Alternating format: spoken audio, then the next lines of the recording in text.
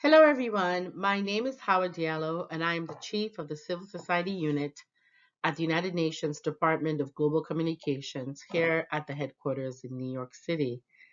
I'm so sorry that I'm not able to be there with you online in person, but I'm delighted to talk about the necessity of having young people in leadership roles to create solutions for a climate crisis. Often young people are not given decision making positions because of their age and the so called lack of experience.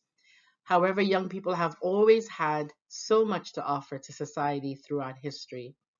Through young people and their innovation, their new ideas, and previously unimaginable aspirations have become a reality.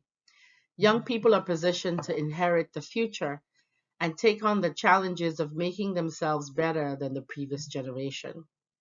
Well, it's still the case today that young people don't find themselves in many decision making positions. However, unlike previous generations, the current times and prospects for future are bleak. As climate change has already ravaged the environments and the livelihoods of the world's most vulnerable, and will continue to do so and worsen in the coming years and decades unless we take immediate and sustained action. The voice of youth is essential now more than ever. I mentioned again that young people will inherit the future because they are the quickest to innovate. They have proven to be the most ambitious and militant action activists. All around the world, young people have been protesting, organizing, and demanding climate action, even taking their countries to court over climate inaction. Many of you have heard the names like Greta Thunberg from Sweden, Leah Nakamugura from Uganda, Alexandria Villasenor from here in the United States. These are all some of the youth advocates that, again, we know their names so well. I'm grateful to have had the opportunity to work with some of the youth activists, climate activists from the global south, like Nizrin Islam from Sudan, Olumide Obuda, also known as Mr. Climate Change from Nigeria, and of course our very own Salesh Singwal here from India, who is championing the end of the use of plastics in India and beyond, and now is bringing us all here today, drawing attention to green hydrogen as a renewable and relatively pollution-free fuel, as a viable alternative to fossil fuels. Now, these aspects of Salesh's focus is very much aligned with the call of the UN Secretary General Antonio Guterres for an urgent transition to renewable energy, as well as vastly scaled up investments in adapting and building resilience to the worsening climate impacts that we face. So, by supporting young people and their causes, we are strengthening the capacity of this earth to withstand climate change through climate action and sustainability.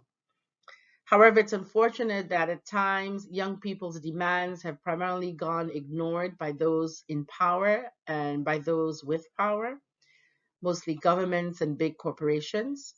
Now, if we're really serious about making change, the international community and civil society entities must work vigilantly to ensure that young people and their diverse voices have a place in these institutions, that they have a seat at the table. In addition, we must ensure that young people also have the necessary information, education, tools, and resources to create solutions to combat the climate crisis. Now, I mentioned that I'm from the Department of the Global Communications here at the UN, and this department really puts excellent effort into informing and educating the world to act against climate change for a healthy planet. One of the ways we do this is putting out different campaigns. One of them is the Act Now campaign, which focuses on individual action on climate change and sustainability. Through an online app, everybody can access and track individual steps that make a difference, changing our daily habits. All of us can help limit global warming and take care of our planet by making these individual choices that have less harmful effects on the environment. We can be part of the solution and influence change. So the Act Now campaign, I'm happy to say, since it was created in 2018, some 6 million climate actions have been taken worldwide, from managing how you use things like electricity, the foods that we eat, to the way that we travel.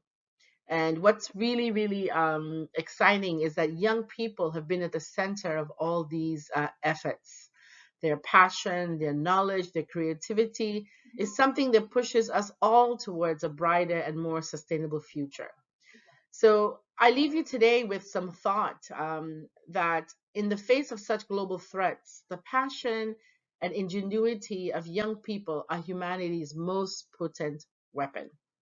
Thank you so much for inviting me, for being here with you today online. I look forward to hearing from all the other participants and speakers, and also to other opportunities where we can work together, continue to work together to support young people's efforts and solutions in addressing climate change. Thank you so much.